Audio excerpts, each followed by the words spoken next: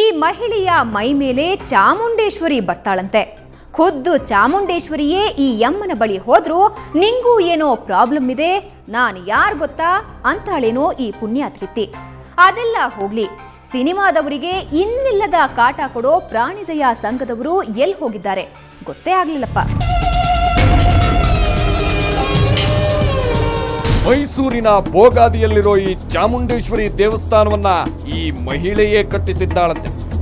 ಒಬ್ಬ ಮಹಿಳೆ ತನ್ನ ನಂಬಿಕೆಗಳನ್ನಿಟ್ಟುಕೊಂಡು ದೇವಸ್ಥಾನ ಕಟ್ಟಿಸಿದ್ದಾಳೆ ಅಂದ್ರೆ ಅದ್ರಲ್ಲೇನು ತಪ್ಪು ಅಂತ ಅನಿಸಿದ್ರೆ ಅದು ಸಹಜ. ಆದ್ರೆ ಈ ಮಹಿಳೆ ಕೇವಲ ದೇವಸ್ಥಾನ ಕಟ್ಟಿ ಸುಮ್ಮನಾಗಿಲ್ಲ, ಅಲ್ಲಿ ಎಡವಟ್ಟುಗಳ ಮೇಲೆ ಎಡವಟ್ಟು ಮಾಡ್ತಿದ್ದಾಳೆ. ಭಕ್ತರಿಗೆ ಮಂಕುಬೂದಿ ಏರ್ಸ್ತಾ ಇದ್ದಾಳೆ. ಸುಮ್ಮನೆ ನೋಡಿ, ಈ ದೇವಸ್ಥಾನದಲ್ಲಿ 2 ಹಾವುಗಳಿವೆ. ಅವುಗಳನ್ನ ನಾಗಪ್ಪ ಅಂತಾನೇ ಕರೀತಾರೆ. ಜೀವಂತ ಹಾವಿಗೆ ಪೂಜೆ ಮಾಡ್ತಾರಂತೆ ಅಂತ ಜನ ಕೂಡ ಬೇಸ್ತು ಬೀಳ್ತಾರೆ. ನಮ್ಮ ದೇಶದಲ್ಲಿ ದೇವರಿಗೆ ಮೋಸ ಹೋಗದ ಜನ ಎಷ್ಟಿಲ್ಲ ಹೇಳಿ. ಇಲ್ಲಿಯೂ ಅಷ್ಟೇ, ಬೆಟ್ಟದ ತಾಯಿಯ ದೇವಸ್ಥಾನವೇ ಹತ್ತಿರದಲ್ಲಿದ್ರು ಈ ಚಾಮುಂಡಮ್ಮನನ್ನು ನಂಬ್ತಾರೆ. ಬರ್ತಾರೆ, ಪೂಜೆ ಮಾಡಿಸ್ತಾರೆ, ಹಾವಿಗೆ ಅಭಿಷೇಕ ಮಾಡಿದ ಹಾಲನ್ನ ಕಣ್ಣಿಗೊತ್ತಿಕೊಂಡು ಕುಡಿತಾರೆ, ದೀರ್ಘದಂಡ ನಮಸ್ಕಾರ ಹಾಕ್ತಾರೆ. ಆದ್ರೆ ಅದಕ್ಕೆ ಈಕೆ ಮಾಡ್ತಿರೋ ಗಿಮಿಕ್ಗಳಿವೆಯಲ್ಲ, ಅವುಗಳ ಬಗ್ಗೆ ಜನ ಎಚ್ಚೆತ್ತುಕೊಳ್ಳಲೇಬೇಕು. ಇಲ್ಲಿ ಈ ಅಮ್ಮ ಮೊದಲು ಸಣ್ಣದೊಂದು ದೇವಸ್ಥಾನ ಕಟ್ಟಿಸಿದ್ಲು. ಆಮೇಲೆ ಎಲ್ಲಿಂದಲೋ 2 ನಾಗರ ಹಾವುಗಳು ಬಂದು ಇಲ್ಲಿ ಸೇರಿಕೊಂಡು ಅದನ್ನ ಈಕೆಯ ಬಾಯಲ್ಲೇ ಕೇಳಬೇಕು. 5 ತುಂಬಿ 6ನೇ ವರ್ಷ ಇದೆ. ಇವರು ಇನ್ನೊಬ್ರು ಚಿಕ್ಕವರಲ್ಲಿ ಇವ್ರ ಮನೆ ಒಳಗಡೆ ಇದ್ದಾರೆ. ಅವ್ರು ಬಂದು ನಾಡಿದ್ಗೆ 3 ವರ್ಷ ತುಂಬಿ 4ನೇ ವರ್ಷಕ್ಕೆ ಬಿಡುತ್ತೆ. ಚಿಕ್ಕವರು, ಇವ್ರು ದೊಡ್ಡವರು. ಇವ್ರು ಬಂದು 6 ವರ್ಷ, ಅವ್ರು ಬಂದು 3 ವರ್ಷ.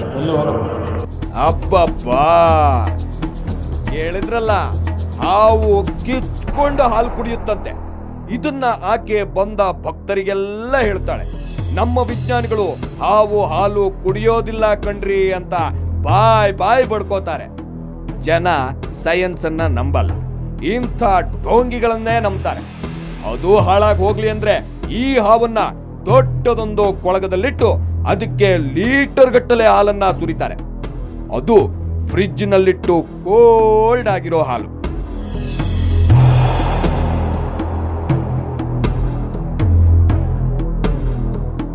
ಪಾಪ, ಆ ಹಾವು ಹೆಡೆಯನ್ನು ಎತ್ತಲಾಗದೆ ಪರದಾಡುತ್ತೆ. ಅದನ್ನ ನಿಜವಾದ ಹಾವು ಅಂತ ನಂಬಿಸ್ತಾರೆ. ಆದ್ರೆ ಹಲ್ಲು ಕಿತ್ತ ಹಾವು ಅನ್ನೋದು ನೋಡ್ತಿದ್ರೇನೆ ಗೊತ್ತಾಗುತ್ತೆ.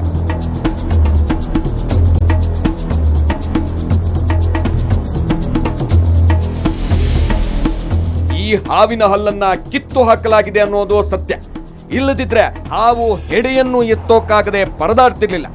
ಸಿನಿಮಾಗಳಲ್ಲಿ ಎಲ್ಲೋ ಮೂಲೆಯಲ್ಲಿ ನಾಯಿನೋ ಕೋಳಿನೋ ಕಾಣಿಸ್ಕೊಂಡ್ರೆ ಪರ್ಮಿಷನ್ ತಗೊಂಡಿದ್ರ ಅಂತ ಅಟ್ಕಾಯಿಸ್ಕೊಳ್ಳೋ ಪ್ರಾಣಿದಯಾ ಸಂಘದವರಿಗೆ ಪಾಪ ಈ ಯಮ್ಮನ ಅವತಾರ ಕಣ್ಣಿಗೆ ಬಿದ್ದಿಲ್ವೇನು. ಅಂದಹಾಗೆ ಈಗಿರೋ ಹಾವುಗಳು 8 ಮತ್ತು 9ನೇ ನಾಗಪ್ಪಗಳಂತೆ. ಮೊದ್ಲೆಲ್ಲ ಬರ್ತಿದ್ದ ನಾಗಪ್ಪಗಳು 3-4 ತಿಂಗಳು ಇದ್ದು ಹೊರಟು ಹೋಗ್ತಿದ್ವಂತೆ. ಈಗಿರೋ ನಾಗಪ್ಪಗಳಲ್ಲಿ ಒಂದು 6 ವರ್ಷದಿಂದ ಇದೆಯಂತೆ, ಇನ್ನೊಂದು 3 ವರ್ಷದಿಂದ ಇದೆಯಂತೆ. ನಮ್ಮ ವರದಿಗಾರ ಆ ನಾಗಪ್ಪನಿಟ್ಟುಕೊಂಡೇ ಈ ನಕಲಿ ಚಾಮುಂಡಮ್ಮನ ದರ್ಶನಕ್ಕೆ ಹೋಗಿದ್ದ. ನಾವು ಸೈಟ್ನಲ್ಲಿ ಮನೆ ಕಟ್ಟಿಸುವಾಗ ಹಾವನ್ನ ಹೊಡೆದು ಹಾಕ್ಬಿಟ್ಟಿದ್ವಿ. ಆಮೇಲೆ ಏನೂ ಕೈ ಎತ್ತಾ ಇಲ್ಲ, ಕಾಪಾಡು ತಾಯಿ ಅಂತ ಬೇಡ್ಕೊಂಡ. ಈ ನಕಲಿ ಚಾಮುಂಡಮ್ಮನಿಗೆ ನಮ್ಮ ವರದಿಗಾರನ ವಿಷಯವೇ ಗೊತ್ತಾಗ್ಲಿಲ್ಲ. ಕೈಯಲ್ಲೊಂದು ಬೆಳ್ಳಿ ತ್ರಿಶೂಲ ಹಿಡ್ಕೊಂಡು ಪುಂಗಿ ಊದಿದ್ದೇ ಊದಿ.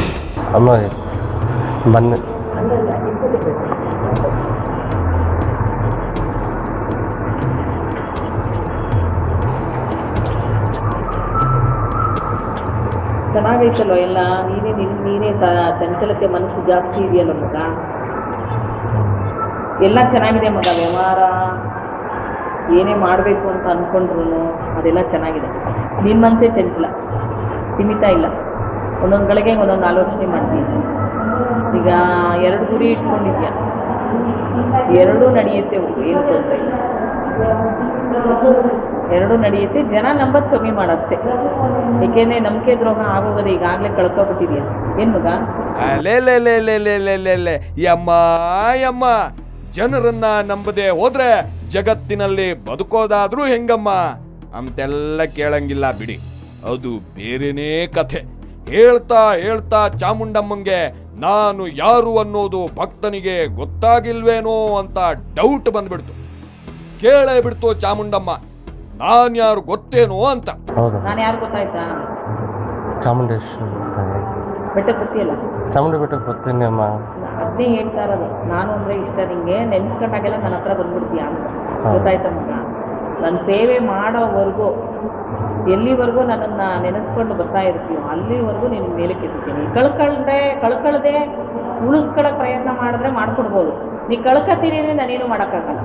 ಯಾಕೆಂದರೆ ಮೊದಲು ಕೊಟ್ಟಿದ್ದೆಲ್ಲ ಒಂದು ರೌಂಡ್ ಕಳ್ಕೊಂಡಿದ್ದಾಯ್ತು, ಎರಡನೇ ರೌಂಡು ಅದು ಮಾಡ್ಕೊಂಬಿಟ್ಟೆ, ಮೂರನೇದು ಇದೆಯಲ್ಲ ಈಗೆಲ್ಲ ಒಂದು ಹಂತಕ್ಕೆ ಬಂದಿದೆ, ಒಂದು ಹಂತಕ್ಕೆ ಕೂತಿದೆ ಈಗ.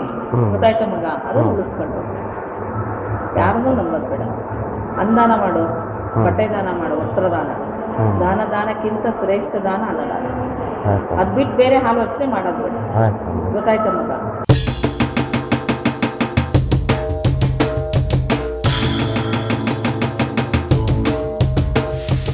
ಇಷ್ಟಕ್ಕೂ ಆ ಹಾವುಗಳು ಹೆಡಿಯನ್ನ ಎತ್ತಲ್ಲ ಯಾಕೆ? ಬುಸ್ ಅನ್ನೋದು ಸಾಧ್ಯವಾಗದ ಆ ಹಾವುಗಳ ಸ್ಥಿತಿಗೆ ಕಾರಣ ಏನು? ಹೇಳ್ತೀವಿ ಚಿಕ್ಕದೊಂದು ಬ್ರೇಕ್ನ ನಂತರ.